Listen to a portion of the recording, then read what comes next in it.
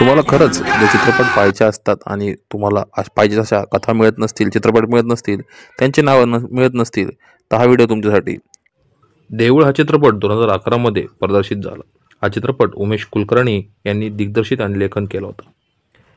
ही कथा एका गावातील एक गुराखी आपली गाय चारत असताना त्याची गाय एका झाडावर आपले शिंग घासत असते, तेव्हा त्याला तिथं दत्त दिगंबर यांची आकृती दिसते आणि गावात दत्त दिगंबर प्रकट झाले असा तो बोभाटा करतो.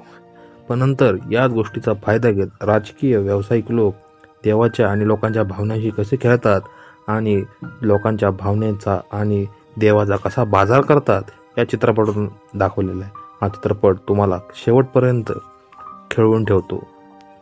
श्वास हा चित्रपट 2004 मध्ये प्रदर्शित झाला होता. हा चित्रपट ऑस्करसाठी सुद्धा नामांकित झाला होता. या चित्रपटाला भरपूर नॅशनल अवॉर्ड सुद्धा आहेत. हा चित्रपट आजोबा आणि नातवाच्या नात्यावर भाष्य करतो. फॅन्टरी हा चित्रपट 2013 मध्ये प्रदर्शित झाला होता. या चित्रपटाचे दिग्दर्शन नागराज मंजुळ यांनी केले होते. हा चित्रपट खेडेगावातील जातीय विषमता आणि जबे या नावाच्या एका मुलाच्या एकतर्फी प्रेमाभोवती फिरणारी कथा. 2009 मध्ये आलेला जोगवा हा चित्रपट राजीव पाटील यांनी दिग्दर्शित केला होता. हा चित्रपट देवाला सोडण्यात येणारी मुली याची एक प्रथा आहे, ज्याला जोगता आणि जोगती म्हणतात. या प्रथेवर भाष्य करणारा हा चित्रपट आणि या प्रथेविरुद्ध बंड करणाऱ्या हिरो हिरोईनची कथा. BP हा चित्रपट 2013 मध्ये दिग्दर्शित केला होता रवी जाधव यांनी. हा चित्रपट किशोरवयातील मुलांच्या लैंगिक शिक्षणावर भाष्य करतो. BP या शब्दाचा अर्थ सगळ्यांना माहिती आहे, परंतु या शब्दावरून तयार होणाऱ्या प्रसंगांना या चित्रपटामध्ये खूप छान प्रकारे दाखवले आहे.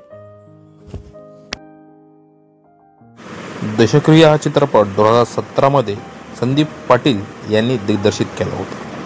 हा चित्रपट दशक्रिया विधी या गोष्टीवर भाष्य करतो. एक गाव दशक्रिया करणाऱ्या लोकांच्या विधीवर अवलंबून असतात आणि आपला व्यवसाय करत असतात. अख्खं गाव या एका विधीवर अवलंबून असतं, परंतु जेव्हा स्थानिक लोक या विधी शिकून मोठा व्हायचा प्रयत्न करतात तेव्हा एका विशिष्ट परिवाराद्वारे त्यांना टार्गेट केले जाते. हा चित्रपट खूप सुंदररित्या मांडला गेला आहे. आजकालचे लोक सस्पेन्स चित्रपट डोक्यावर घेत आहेत, परंतु मराठीमध्ये 2003 मध्ये नॉट ओनली मिसेस राऊत हा चित्रपट गजेंद्र अय्यर यांनी दिग्दर्शित केला होता. एक स्त्री आपल्या बॉसचा खून करते आणि मान्यसुद्धा करते, परंतु वकील तिला निर्दोष करण्यासाठी प्रयत्न करत असते आणि या घटनेच्या मुळापाशी जाऊन या तिला निर्दोष मुक्त करते.